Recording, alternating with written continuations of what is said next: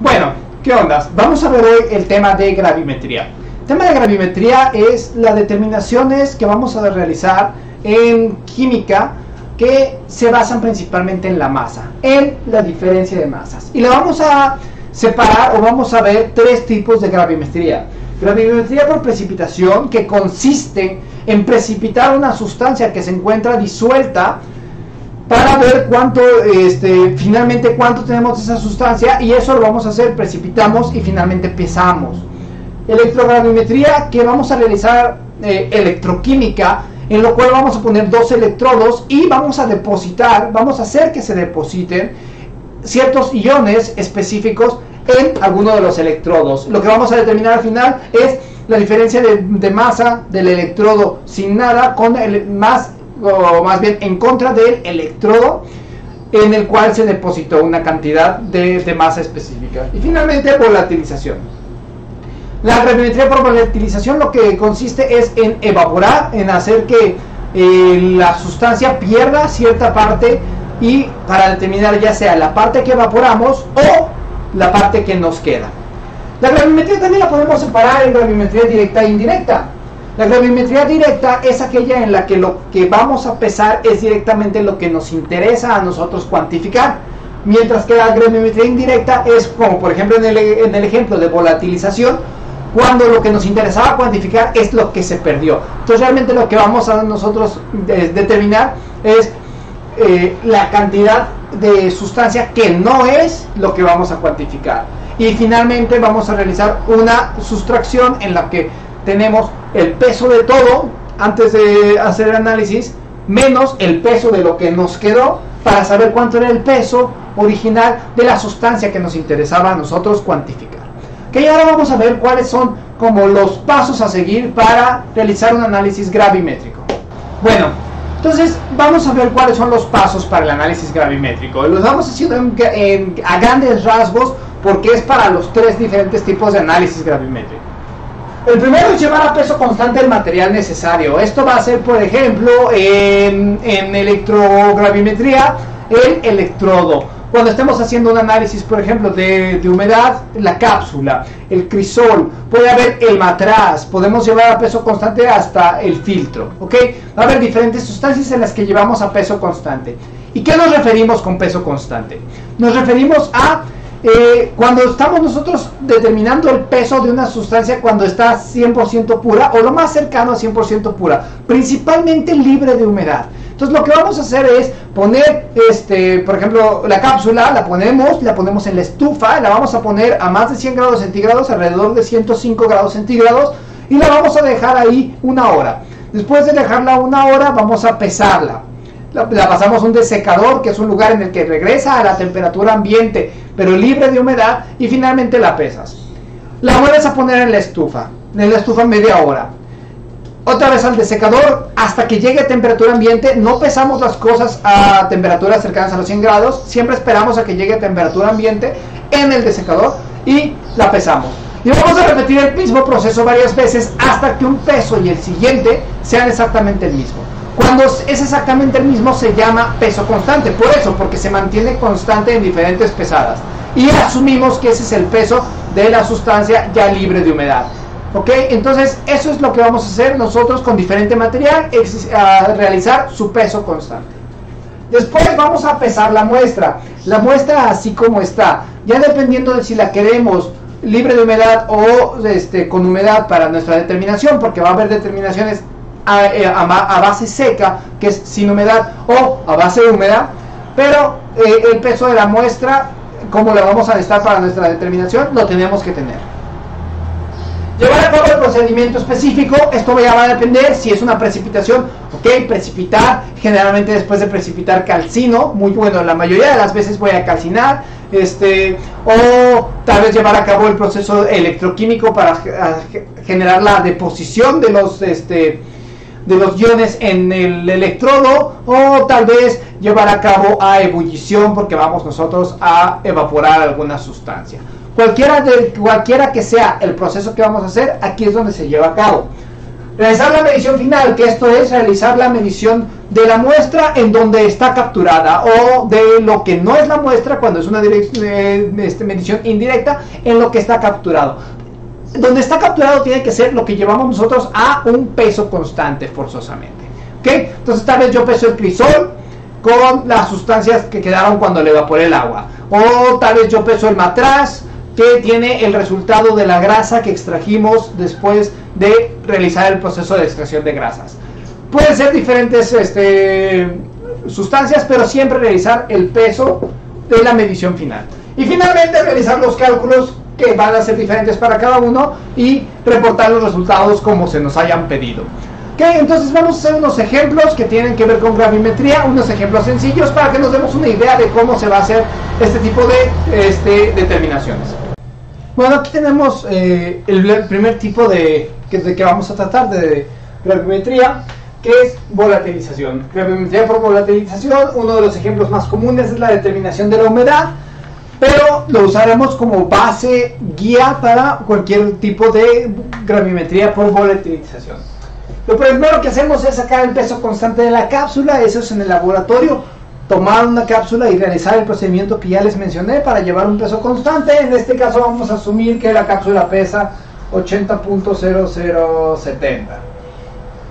Okay, sacamos el peso de la muestra. El peso de la muestra es únicamente llevar y tomar el peso de la muestra. Imaginémonos que vamos a sacar de una manzana, pero de la manzana únicamente vamos a tomar una cantidad, unos pequeños trocitos, y al final sacamos que son 5.1472 del peso de muestra. Estamos hablando aquí de gramos.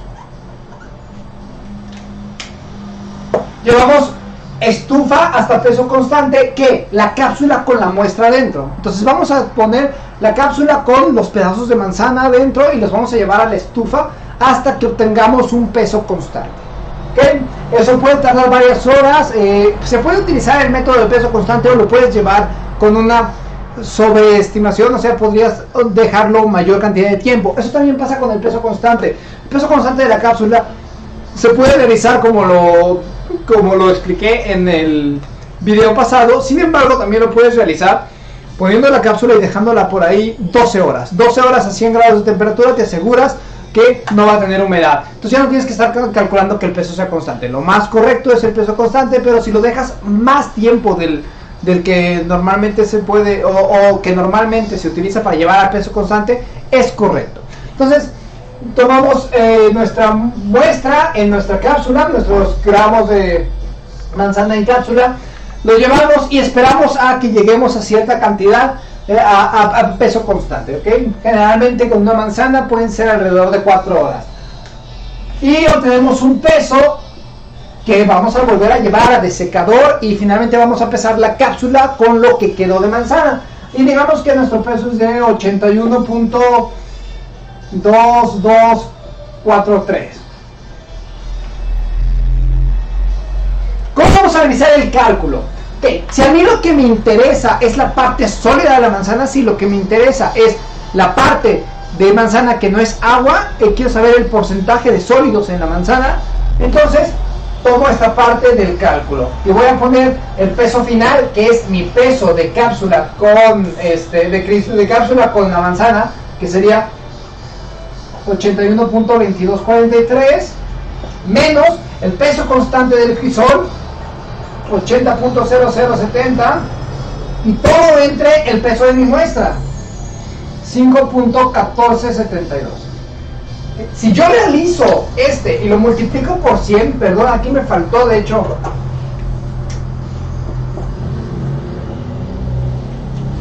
¿qué estoy sacando? Si esto lo multiplico por 100 es directamente el porcentaje de sólidos en la manzana. ¿Por qué? Porque fíjense cómo tengo la cantidad el peso de la cápsula, que es este 80.0070, más la cantidad de manzana que se quedó, que no es agua, porque el agua la evaporamos. Entonces, yo le resto al peso de mi cápsula con manzana seca el peso de la cápsula, y lo único que me queda arriba es el peso de la manzana seca, el peso de la manzana sin agua. Yo a todo esto lo divido entre el peso de la manzana y estoy obteniendo la fracción sólida de la manzana, lo multiplico por 100 y obtengo el porcentaje de sólidos en la manzana. Si a mí lo que me interesa, que es lo más común, es el porcentaje de humedad, pues únicamente voy a poner todo esto entre paréntesis y al 100% que era el total de mi manzana, le voy a restar el porcentaje que es de sólidos y obtengo el porcentaje de humedad en mi manzana. Entonces vamos a hacer rápidamente para tener ahí un resultado que apuntar.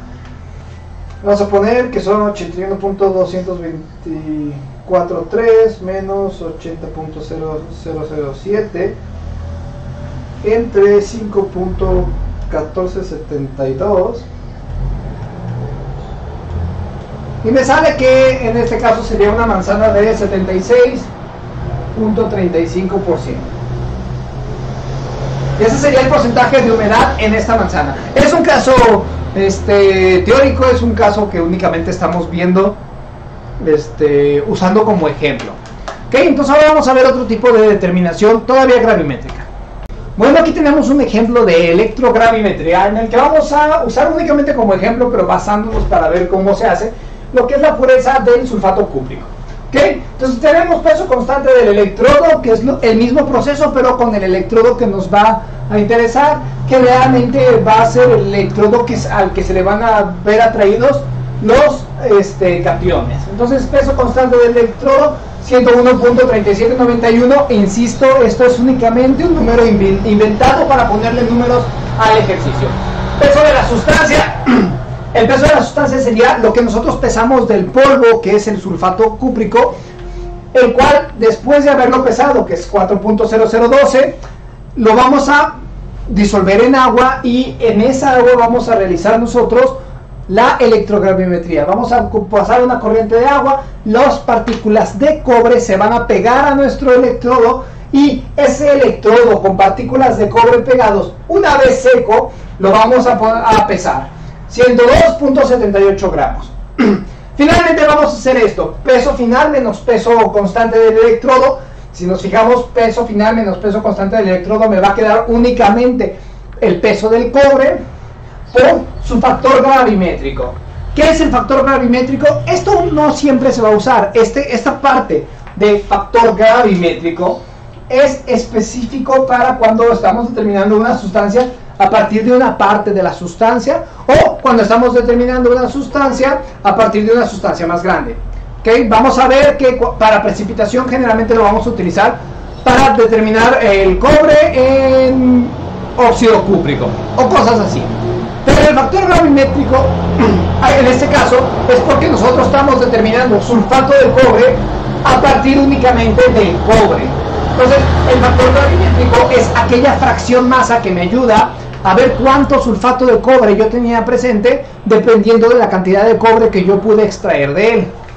¿Okay? Si nos fijamos aquí, vamos a tener el factor gravimétrico, lo multiplicamos por 100 porque queremos un porcentaje y todo entre el peso de la sustancia, que es el peso de nuestro sulfato de cobre, y así sacamos un porcentaje de pureza en el sulfato de cobre. Lo ponemos en números: 102.78, que es nuestro peso del electrodo después de todo, o sea el peso final, menos el peso constante de nuestro electrodo, y esto es únicamente cobre. Lo convertimos y vamos a poner aquí las unidades para que veamos lo que es. Este es el peso del sulfato de cobre y este es el peso del cobre. ¿Okay? ¿Qué estamos haciendo aquí? Aquí tenemos cobre por cobre, que entre cobre por sulfato de cobre, y ya lo que tenemos finalmente es peso de sulfato de cobre. Vamos a sacar el resultado nomás para ponerle un número aquí final al ejemplo.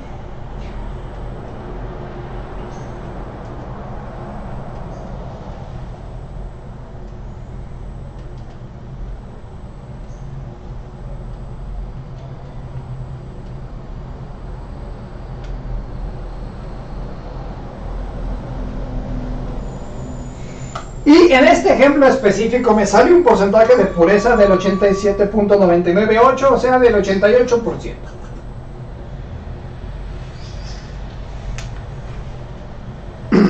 Ok, espero haya quedado claro cómo se va a utilizar la electrogravimetría y vamos a pasar a ver un ejemplo de precipitación, que ya sería el último ejemplo de este video.